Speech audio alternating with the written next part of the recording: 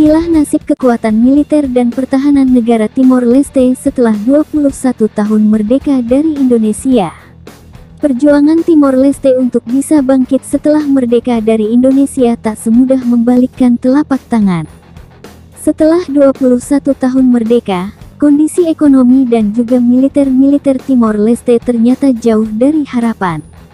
Timor Leste merupakan negara termuda di kawasan Asia Tenggara, yang baru merdeka dan diakui secara internasional pada tanggal 20 Mei tahun 2002.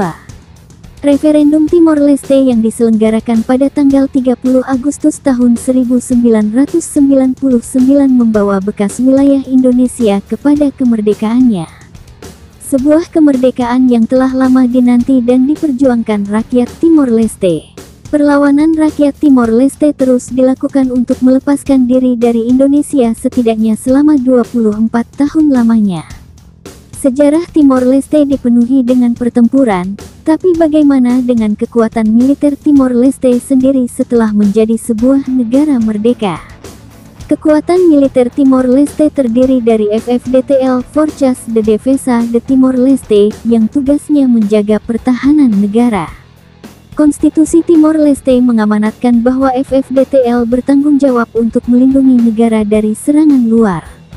Konstitusi menyatakan bahwa FFDTL akan menjamin kemerdekaan nasional, integritas wilayah dan kebebasan dan keamanan penduduk terhadap setiap agresi atau ancaman eksternal, dalam menghormati tatanan konstitusional.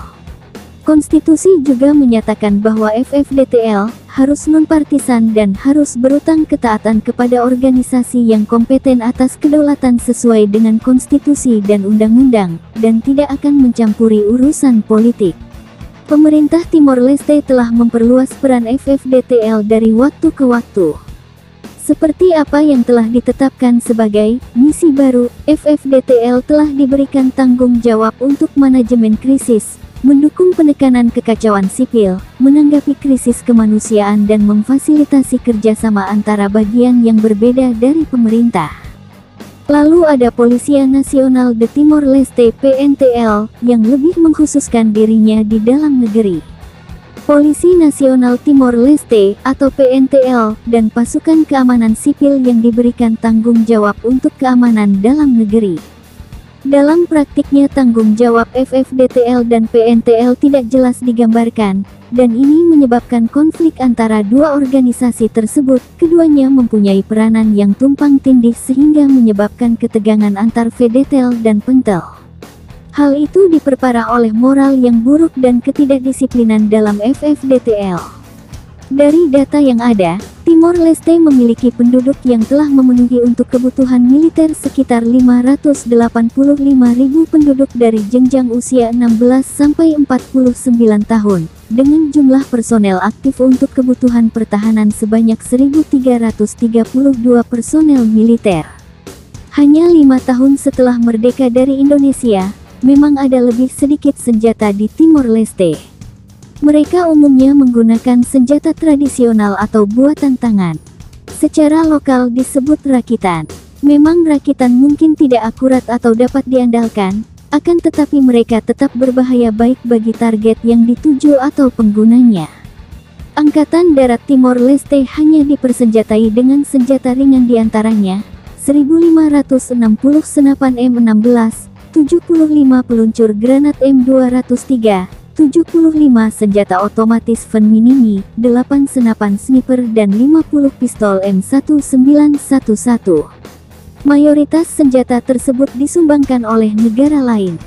Satuan Angkatan Laut VDTL didirikan pada tahun 2001 ketika Portugal memberikan 2 unit kapal patroli kelas Albatros kecil dari Angkatan Laut Portugal yang kemudian diberi nama NRTL OIKC P101 dan NRTL Atauro P102. Pendirian Angkatan Laut Timor Leste ini sebenarnya tidak didukung oleh PBB karena dianggap Timor Leste tidak mampu mengoperasikan angkatan laut. Selain 2 kapal patroli pemberian dari Portugal, saat ini Timor Leste juga mengoperasikan 2 kapal patroli dari China Jaco Class. Selain itu Timor Leste juga mempunyai 3 kapal patroli lainnya yakni Chamsuri Class yang merupakan sumbangan dari Angkatan Laut Korea Selatan. Pemerintah Timor Leste juga menerima bantuan 2 kapal patroli kelas Guardian dari Australia. Angkatan Laut Timor Leste bisa dikatakan masih sangat jauh untuk dijadikan suatu alat pertahanan negara dari sisi maritim. Angkatan lautnya lebih ditujukan untuk fungsi melakukan misi patroli perikanan dan perbatasan.